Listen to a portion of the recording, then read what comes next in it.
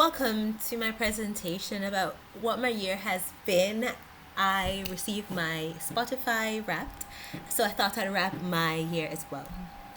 This year started off on a high, but it also taught me not to start my year off on a peak because then the only way to go from there is down.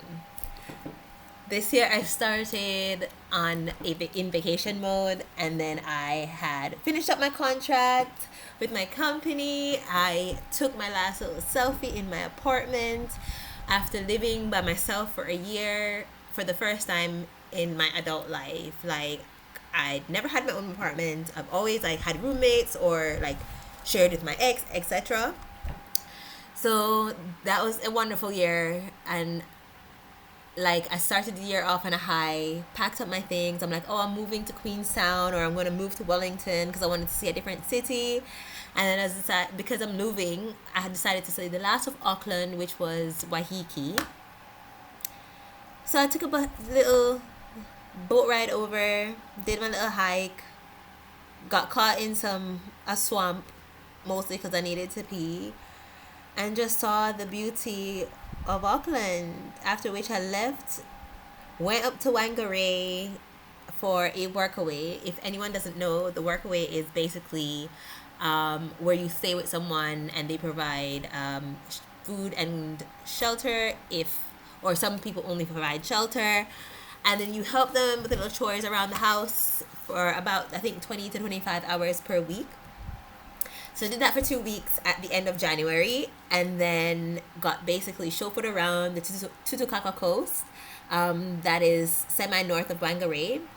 Uh, After which I left, went up to Pahia, and then did like again my little hikes. The last picture is where I got to put my backpack on, came down from Pahia back to Auckland, stayed one night, and then flew down to Queenstown. So the next month, or in February anyways, I was in Queenstown, and then I also took a bus from Queenstown back up to Christchurch, I think mid-February. So yeah, Queenstown was beautiful.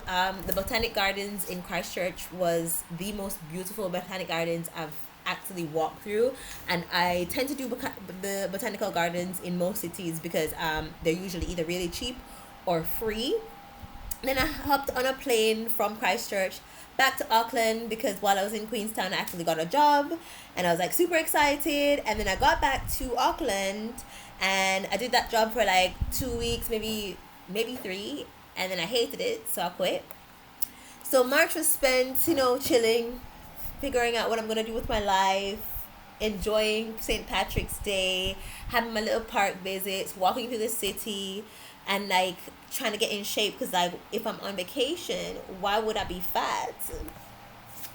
April, by then I was interviewing in March, so I decided to go back to my other company, but my old position was not free, so I took on a new role.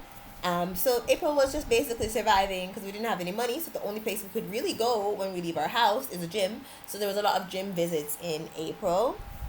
And then in May, I decided, I'm going to start one of my New Year's resolution. I'm going to try to start baking. As you can see, the first batch did not turn out the way it was supposed to. But other than that, it was social clubs, like back to my Auckland social clubs, because I decided to move back to Auckland because Queenstown was too cold and I really didn't feel Wellington that much.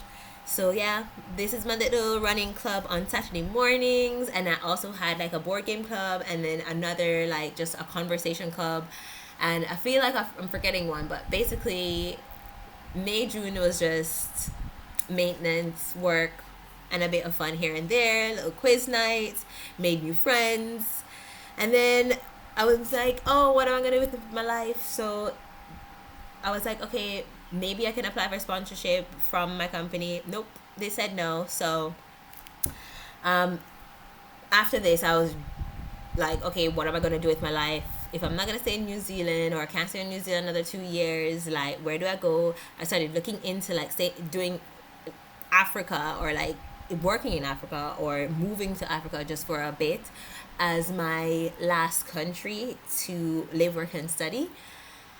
And no, I couldn't do that. So I decided, oh, I'm gonna go to Ireland, which I think I still am gonna go to Ireland, but I could not go to Ireland because my visa for New Zealand was ending in October, and I decided, you know what, no, I cannot leave the winter in New Zealand and then go and land in fall in Europe. So basically, August, well, July, they were like, okay, no, we can't sponsor you, but then they wanted me to do more work. So by the end of August, I was every work selfie I took was like, I'm over it. I just want to go. I'm done now. So July, August was just like figuring out what I'm gonna do in between leaving New Zealand and going to Ireland, and then I decided to come home to Jamaica. So August was just maintenance, and then I finally left in September because I could have stayed till October, but like left late September. I had a 15-hour layover in San Francisco, decided to make a day of it, did my little walk around, went to Chinatown, saw the little trams, and like had seafood down by the pier. I think it was like Fisherman's Wharf or something. Can't remember what it's called, but that was a fun day. I was exhausted though.